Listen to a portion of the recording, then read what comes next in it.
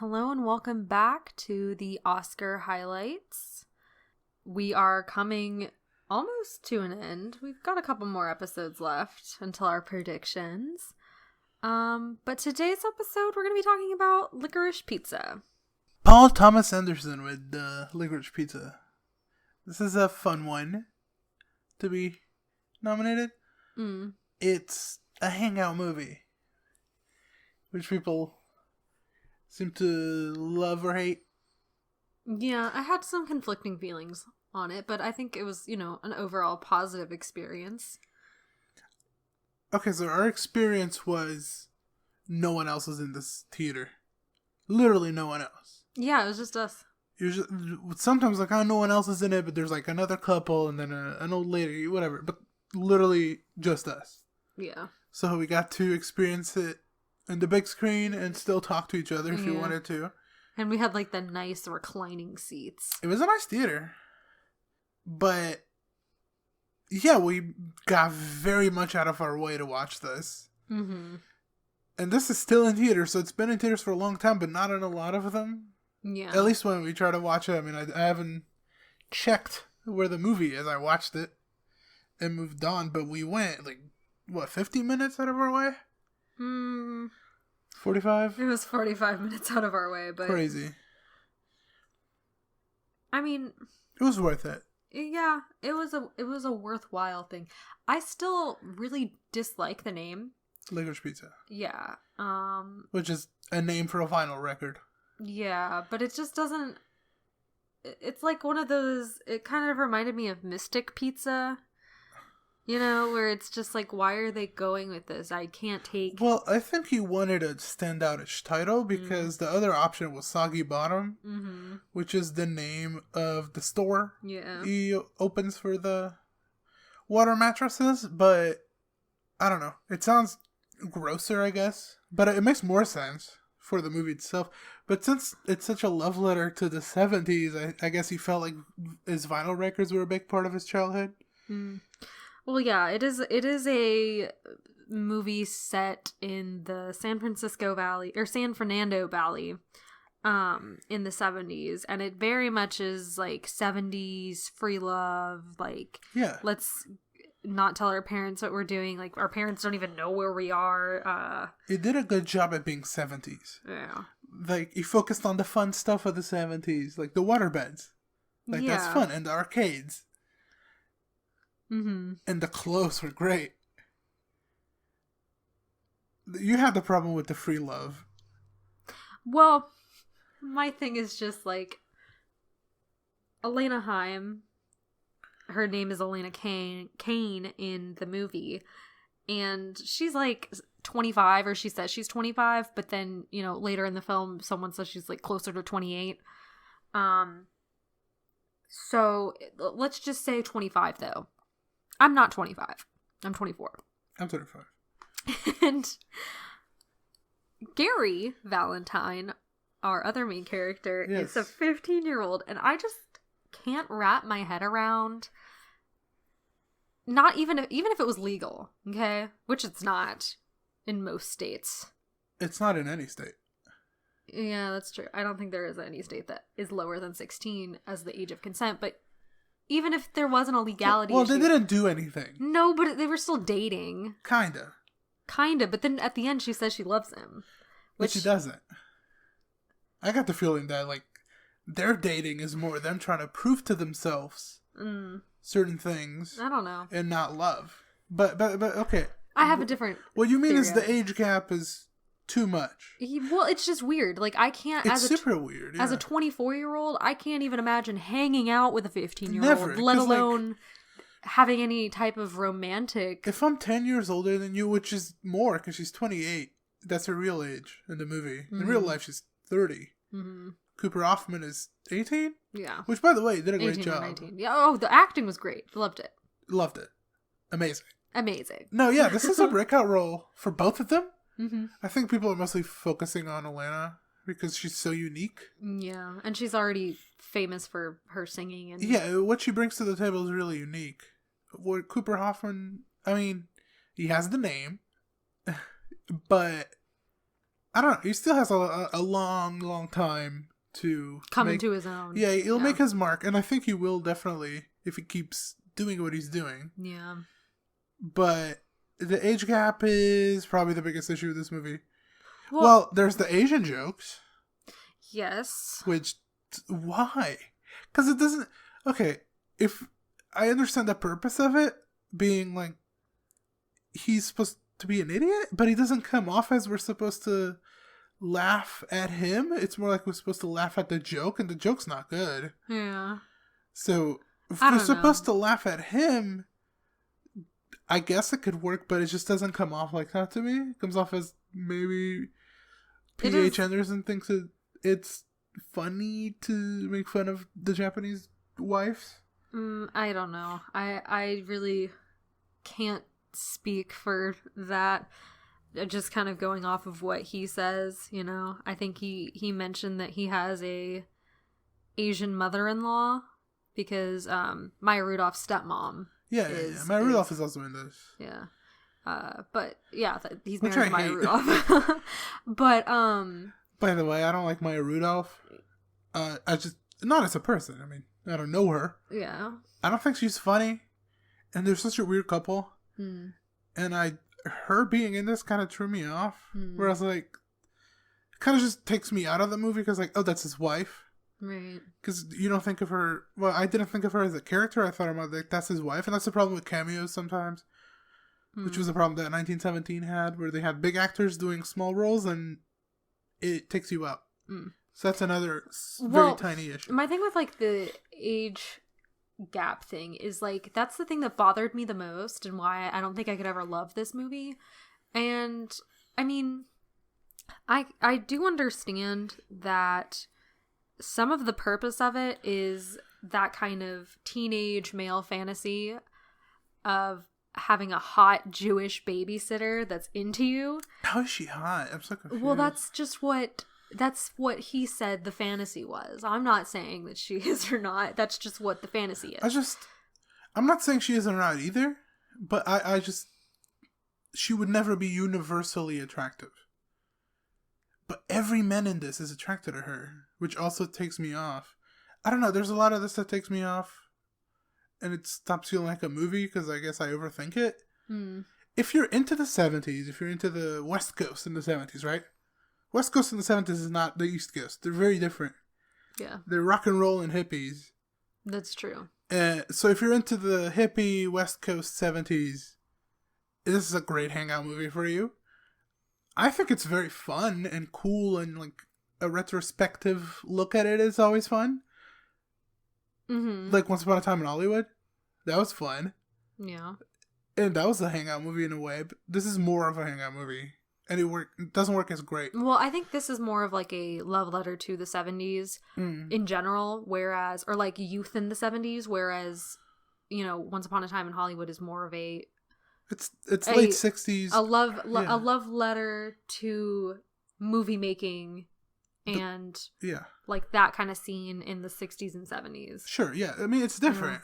It's the same environment they're living in. I mean, a couple of years difference. To be fair, Tarantino is someone I enjoy a lot more than PTA. But, I mean, I love Phantom Thread is close to a perfect movie. So it's not a director thing. I'm not playing favorites. I mean, I've only ever seen one other movie from him, and I didn't particularly like it. Right?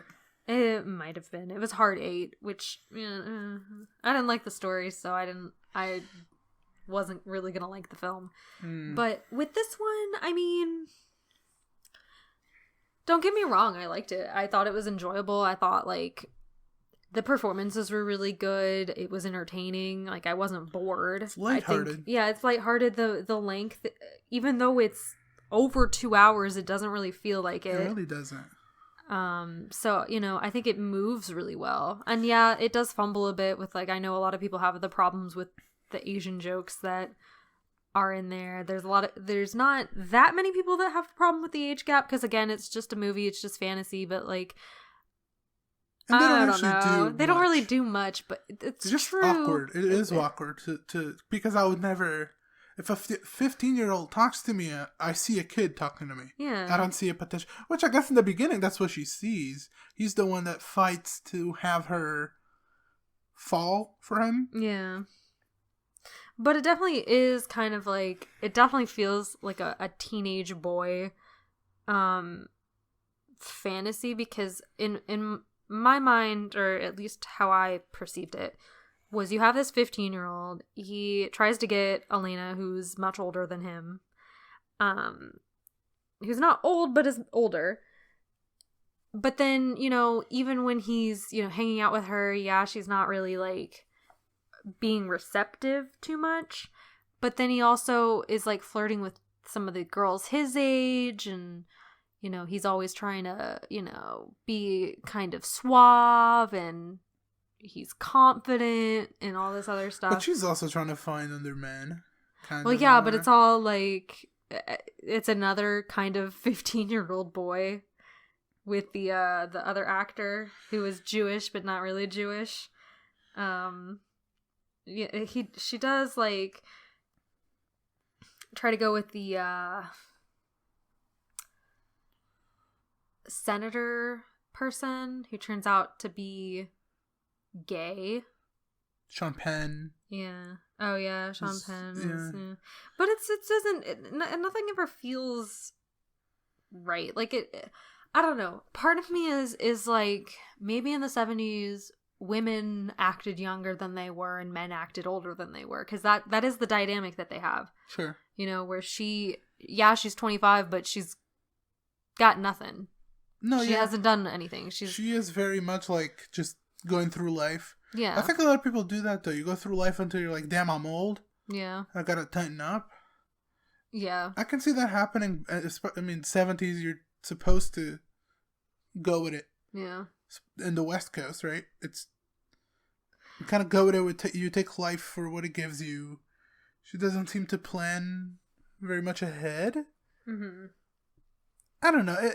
I don't know if you're supposed to overanalyze the emotions in this. I think you're just supposed to go with it. Maybe, but it was always something that I was thinking about while I was watching it, you know? Because, you know, he also acts older. He's always hustling. He has he's an multiple entrepreneur. Yeah, he has multiple businesses, which incredible. Respect. Yeah. If you get an arcade and you sell mattresses and you're just hustling. Yeah, I could never do that at 15. Yeah, but this is, I hang on. There's not a lot of like big moments.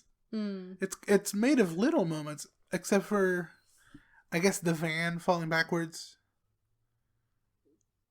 Yeah, I could not do that. Yeah, that was like the only like thrilling part of it. But yeah, it's a movie. It's a comedy. It's a drama. It's lighthearted. It's easy to watch. I don't know if it's easy to love though, outside of the movie community, because when you're talking about the Oscars, this is when people that are not super into movies, like, they don't stay on top of releases or what's the talked about hyped movie. Mm-hmm. This is where they turn their eyes to. So Best Picture is a representation of high quality film that's still mostly accessible. Mm-hmm. So yeah, I don't have the perspective of not. I mean, I knew this movie was going to come out for ages. I saw the publicity. This had a big amount of publicity too. Oh yeah. There's so many trailers for this, which is crazy to think that this was barely playing in any theaters near us. Well, AMC's. Yeah, I mean, there's a few. I think there was a few places that had it, but they were all very small. Yeah, but we have the AMC pass, so you know, if we can use that, we'll use it. Yeah. And that was kind of surprising because we were getting so many trailers for it that I think it'd get a wider release. Also, a quick side note, I hate every single poster for this. I actually don't mind the posters. I don't like the ones, I don't know which one I'm going to use for the thumbnail, but you'll know. And I'm telling you I don't like it. It's either the one that's like a drawing, which is supposed to look like a 70s poster, I suppose. And then there's the one that's the photo of her with her hand on her hip. Yeah. With Cooper Hoffman in the background. And I guess it's better, but I don't know. I don't know how easy this movie would be to sell. To come back to my point. Person. Yeah, since this is Best Picture, a lot of people are just going to look at this category, right? Like, my family will look at the category, and then the next day on the news, we'll see whoever won. And we're like, have you seen this? This sounds good. I'm like, yeah, I have a podcast. Yeah, I mean, not that I think that all of these movies that were nominated are accessible, but this is definitely one of the ones that I think is harder to connect with. To sell, right? Yeah. I think a lot of people could see this and be like, huh, okay. Yeah. Like that was that. Fun. Yeah. But I also think, Once Upon a Time in Hollywood was also kind of hard to sell for people outside of it, Bigger names, though. Yeah, that's true. But, I mean, I had a lot of family members that were like, that was the worst movie I've ever seen, But they like other Tarantino stuff. Yeah, I watched it on release day, and as I was going in for my session, because it was sold out, so it was a little messy, but people were coming out from the previous one, and someone was a sibling of one of my friends, which might be listening to this, hello, and they were like, that was overhyped, it was fine, it was overhyped, and then we went in and we all loved it.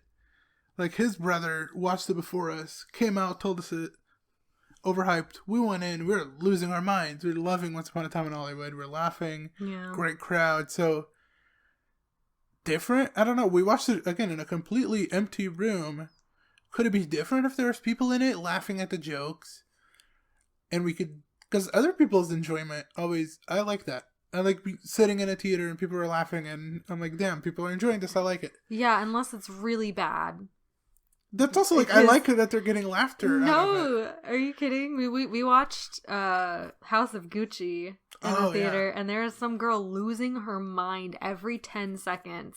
No joke. No, but she was just obnoxious. That's the problem. Maybe. She was very loud and laughing. If you like House of Gucci, okay, good for you, but it's not funny, my guy. Come on. But yeah, it's just kind of an aside, but... with Licorice Pizza, I was kind of surprised that there wasn't anybody else in the theater because we literally drove an hour away to go see it. And, we made a day out of it. Yeah, right. I'm not just going to go out, watch the movie, come home. We got dinner and stuff, and we saw a new town, I guess. Yeah. I don't remember where it was, but it was fun, and the movie's fun, but I don't know, it's kind of hard to point anything out. Because I don't think you're supposed to overanalyze it. Yeah. I think that this movie, at least in terms of award season, does suffer. Because I do think that reasonably, both of them could have gotten an acting nomination. But we just had better or more hyped performances for other movies, I think the recognition that they got from people that love movies, people that love PTA, people that are into... this is they got a lot of recognition, and I think they will be remembered for this a lot more than Bradley Cooper will be remembered for Nightmare Alley. Right. So this is sure they didn't get a nomination, which I'm sure they would have liked, but they got a lot of recognition. Yeah. Which I think long term is more important. Sure, you can't put Oscar nominated actress Alana Hine on the poster, but the people that know, and that's. Yeah. Good. I think that the best thing about this movie was definitely the performances. And you're so good. They were all really good. I was really into everybody. They really sold it. And this got 3 nominations. And I'm surprised they didn't get costume design. Because I thought it was so funky and fun. And it worked. Yeah. But it got 3 big nominations. Yeah. It got Best Picture, obviously. Best Achievement in Directing. And Best Original Screenplay. Which... both of those, yeah, I probably saw this coming. Yeah, also the screenplay nomination is for Paul Thomas Anderson. The directing is for Paul Thomas Anderson. And the Best Picture is also for him and other people because he is a producer. Yeah. So, gotta praise him on that. Yeah. This is a really good project. And like, it's not a movie that I love, but I understand why others do. Yeah, I honestly thought I would like it more. Me a little too. bit. Yeah, me too. And I was a little bit disappointed leaving it. That's on me, you know. I went in there with higher expectations. That's always hard. Yeah. Because I thought it would be like something that I would really connect with. Yeah. And I didn't. So at the time I'm disappointed, but thinking back on it, of course it's still good. It's just not what I built up in my head.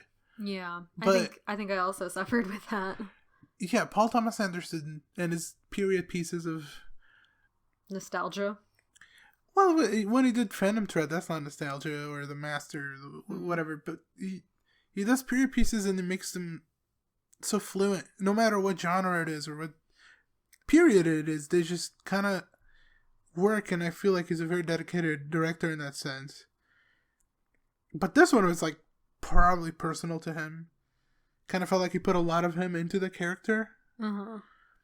And it does work for the most part. I would like an acting nomination for either or Alana and Cooper, but I just think it was there was too many people that also deserve to be highlighted. Right. Whether I thought that they deserved the nomination, I see why they got the nomination. I feel like it would have been easier for Cooper to get one, but the focus was so much on Elena that it kind of felt like it was forgotten, but it was. I feel like the female category is a lot stronger this year than the male one. Yeah. So I'd agree with if the focus was more on him throughout, internet debate and critic reviews, I feel like he could have gotten it a lot easier. But I feel like the focus should have been more divided in praising both because they both did so good. I think they had really good energy together. I think that their chemistry was really well matched, you know? And she's only 12 years older than him. In real life, yeah. Yeah, so that's not creepy. He's of age, I don't care. Yeah, he's of age. I still, in my opinion, I wouldn't really hang out with a 18-year-old boy for Absolutely fun. Not. And I'm only 24, so, I mean... but okay, forget that doesn't the really age matter. gap. It doesn't really matter. I give it a 7. I also gave it a 7, and I think I was disappointed with giving it a 7 because I honestly thought I was gonna give. I thought I would like it more. I thought I'd be in like a 9 category. I don't know. I didn't really know what to expect. I guess the trailers were so good, and I normally like badmouth trailers because we talked about King Richard. We talked about King Richard. Yeah, in the previous episode, and I hated that trailer. I also talked about the Serrano trailer on that. Yeah. And I think we'll talk it next week. Yeah, we'll probably talk about the Nightmare Alley trailer. But whenever that's coming out. This one was genuinely the best trailer. It got you so excited to watch it. Yeah, exactly. So I was really hyped for it. The trailer catched the vibe. I don't know. You said that the runtime didn't feel too long, and I guess it didn't feel long. But maybe it would have benefited from being more concise. I don't really need the Sean Penn stuff. Yeah, that's true. And that's 10 minutes? Something like that. I mean, maybe I do need it and I'm forgetting why. But for the most part, I mean, 3 nominations seems like little. And our cat is losing its mind. So I think he wants us to wrap it up and pet him a lot more than we've been petting him. Hello. But we're, very close to being done. So stay tuned and we'll see you next time.